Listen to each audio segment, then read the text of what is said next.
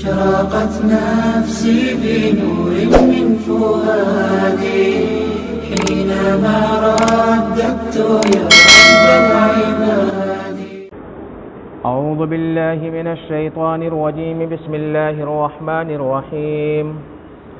القارعة ما القارعة وما أدراك ما القارعة يوم يكون الناس كالفراش المبثوث وتكون الجبال كالعهن المنفوش.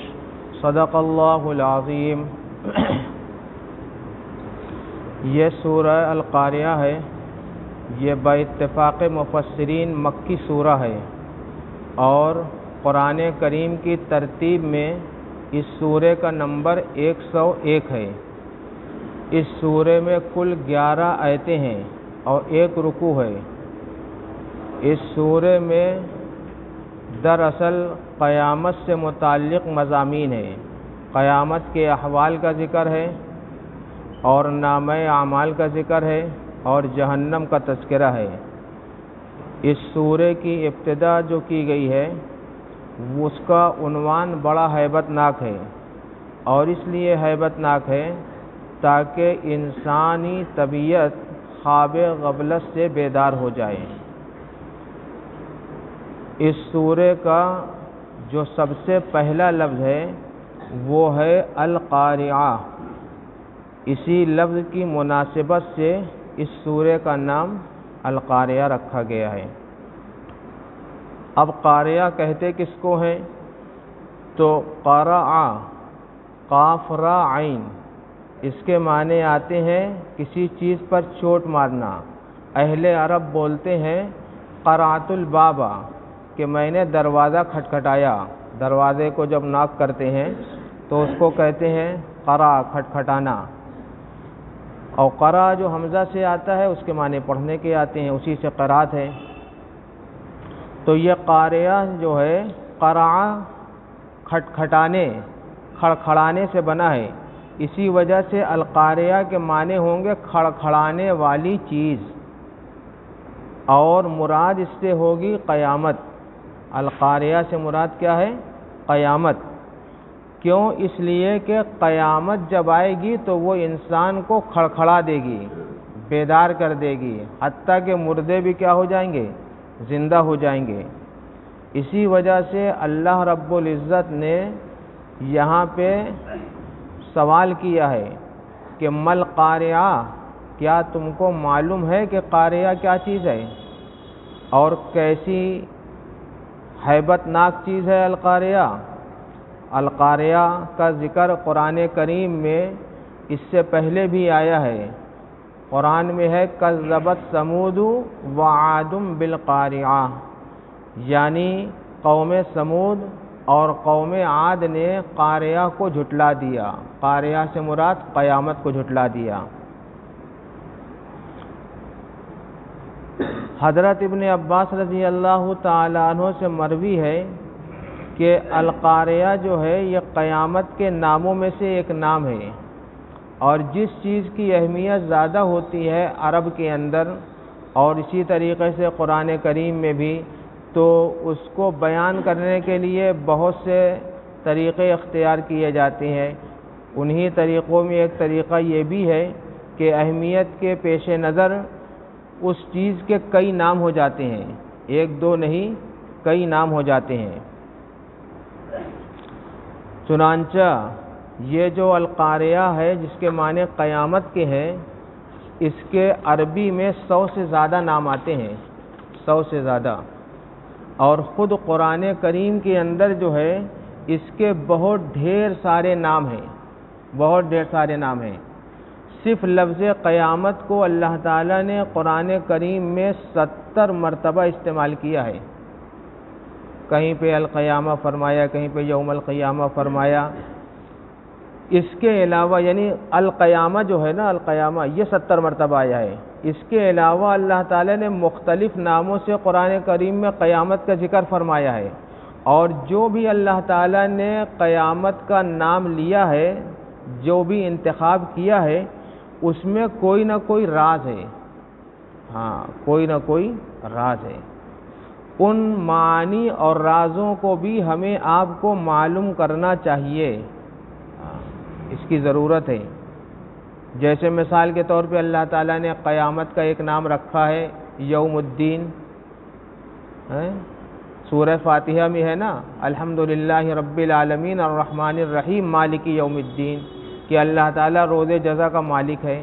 تو اب یہاں پہ جو قیامت کو یوم الدین کہا ہے، اس کا کوئی مطلب ہے، دین کے معنی آتے ہیں بدلہ، تو وہ قیامت کے دن اچھوں کو ان کے اعمال کا بدلہ ملے گا اور بروں کو ان کے اعمال کا بدلہ ملے گا، اس لیے اس دن کا نام یوم الدین رکھا گیا۔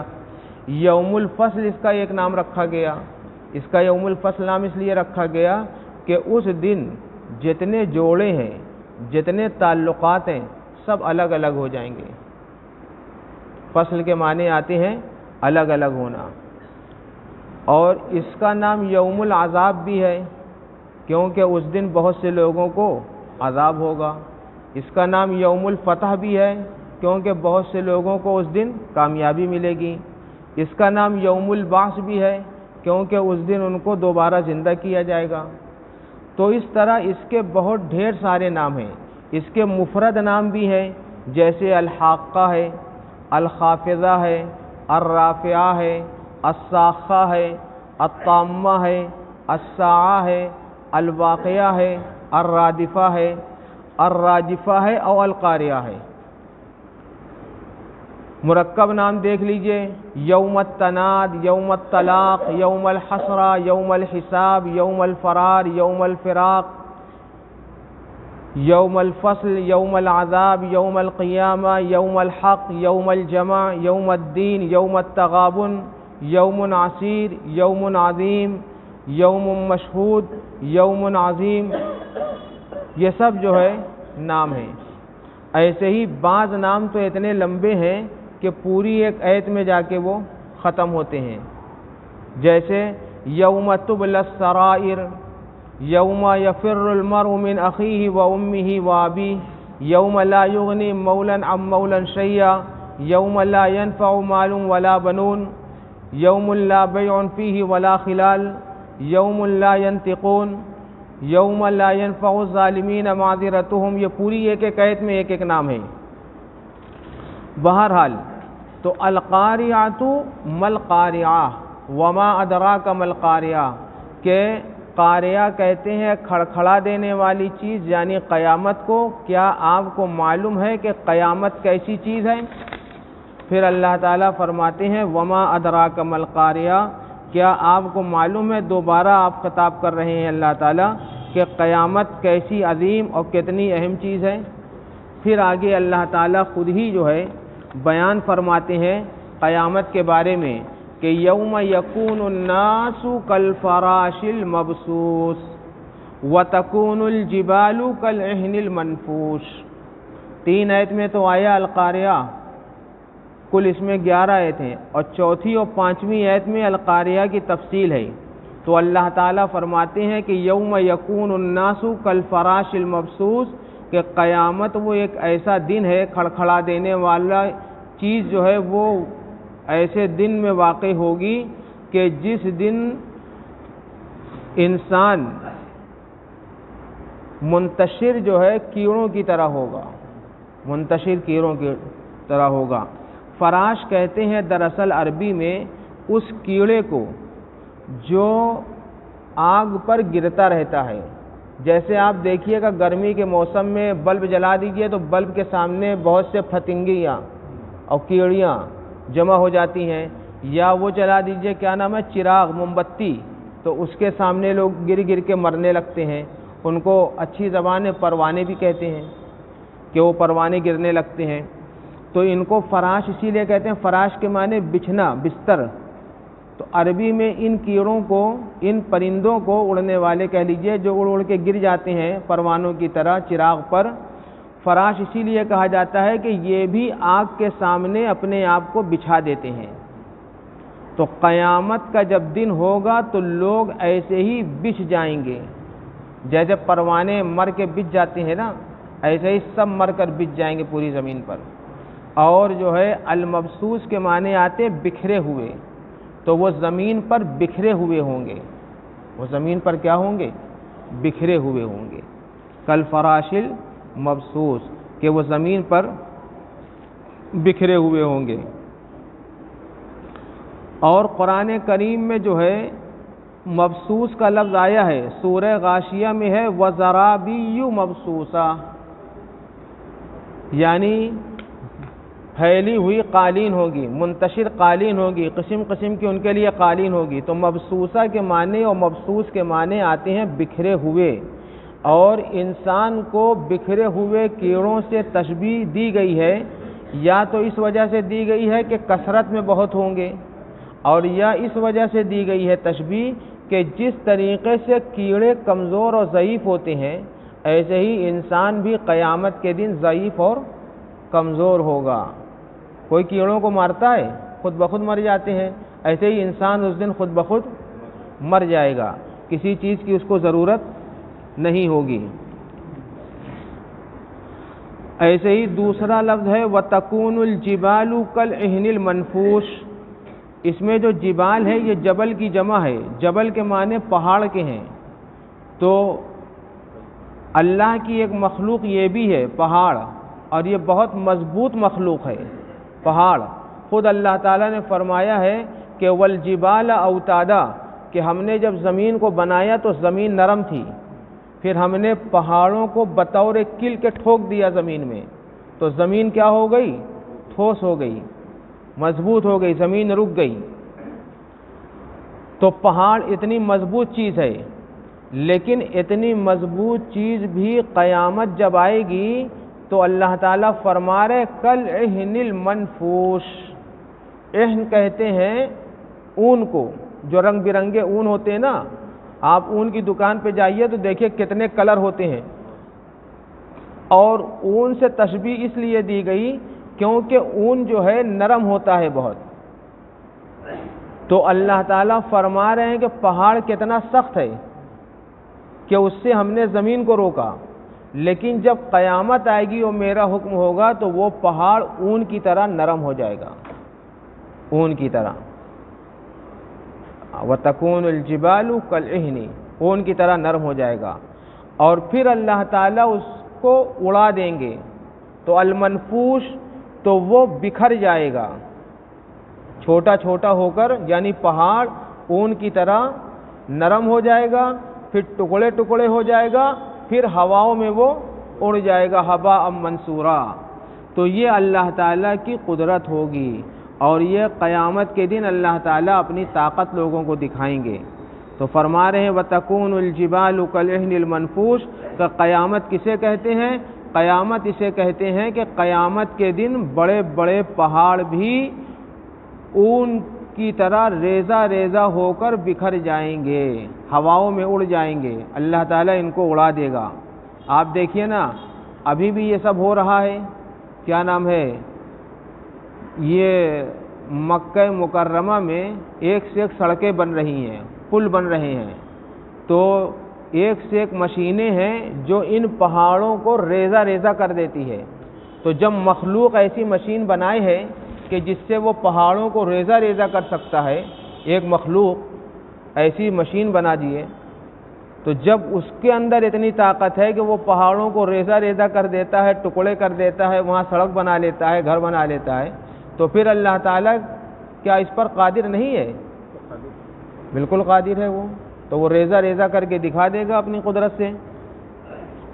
اب یہ ہے کہ ہم لوگوں کو اس کی تیاری کرنا چاہیے کہ قیامت کا جب ایسا وقت آئے تو اللہ تعالی ہم کو جو ہے اس مصیبت سے بچائے، کیونکہ قیامت کا جو دن ہے وہ بہت سخت ہوگا. یوم عسیر بھی کہا گیا ہے قیامت کو، سخت دن. یوم عظیم بھی کہا گیا ہے. حدیث میں ہے کہ حضرت عائشہ رضی اللہ تعالی عنہ فرماتی ہیں یحشر الناس یوم القیامت حفاتا عراتا غرلا، کہ نبی پاک صلی اللہ علیہ وسلم نے فرمایا کہ قیامت کے روز لوگ جمع ہوں گے اور ننگے بدن ہوں گے، ننگے پیر ہوں گے، اور بلا ختنے کے اٹھائے جائیں گے. یعنی جیسے ماں کے پیٹ سے آئے تھے ویسے ہوں گے۔ اور پھر نبی پاک صلی اللہ علیہ وسلم سے حضرت عائشہ نے سوال کیا کہ قیامت کے دن تو مرد اور عورتیں سب ایک ساتھ ہوں گے۔ دیکھیے، جس کے اندر حیا ہوتی ہے تو وہ حیا سے متعلق سوال کرتا ہے۔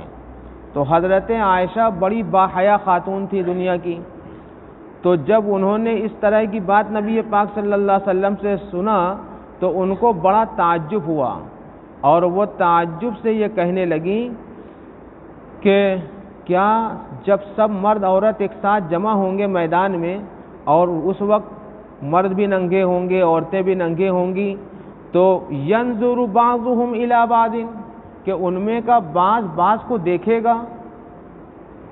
یہ حیا کا سوال تھا۔ ہاں، تو آپ صلی اللہ علیہ وسلم نے فرمایا یا عائشہ الامر اشد من ان ينظر بعضهم الی بعض، وہ ایسی زبردست مصیبت میں گرفتار ہوگا کہ ایک آدمی دوسرے آدمی جو اس کے بغل میں ہے ان کو دیکھ نہیں سکے گا۔ پریشانی میں ایسا ہوتا ہے کہ کچھ دکھائی نہیں دیتا ہے، کچھ سوچتا نہیں ہے، تو وہی ہوگا۔ تو مطلب ننگے تو لوگ ہوں گے، لیکن ننگے ہونے میں اتنا پریشان ہوں گے کہ ایک دوسرے کو دیکھ نہیں پائیں گے۔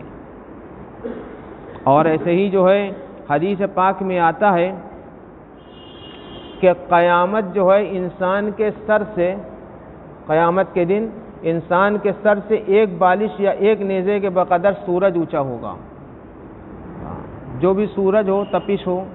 تو جب آپ اندازہ لگائیے کہ سورج ہم لوگوں سے کتنے ہزار فٹ اوپر ہے، اور اتنی گرمی ہم لوگ کو لگتی ہے کہ پنکھے کا استعمال اور اے سی کا استعمال اور کیا کیا تدبیر کرتا ہے آدمی ٹھنڈ کے لیے، تو پھر اس وقت کتنی سخت تپش ہوگی، کتنی سخت گرمی ہوگی۔ لیکن پھر بھی اس دن اللہ تعالیٰ بہت سے لوگوں کو اپنا خصوصی سایہ عطا فرمائیں گے۔ حدیث میں کئی جگہ یہ بات آئی ہے کہ سبعۃ لا یظلہم الا ظل العرش، کہ 7 لوگ ایسے ہیں کہ جن کو اس دن اللہ کے سائے خاص طور پر نصیب ہوں گے۔ تو اللہ تعالی ہم لوگوں کو اس دن اپنا خاص سایہ عطا فرمائے جس دن کوئی سایہ نہیں ہوگا۔ اشرقت نفسي بنور من فؤادي حينما رددت يا رب العباد، وانتشت روحي وصار الدمع يجري، يا إلهي خذ بقلبي للرشاد.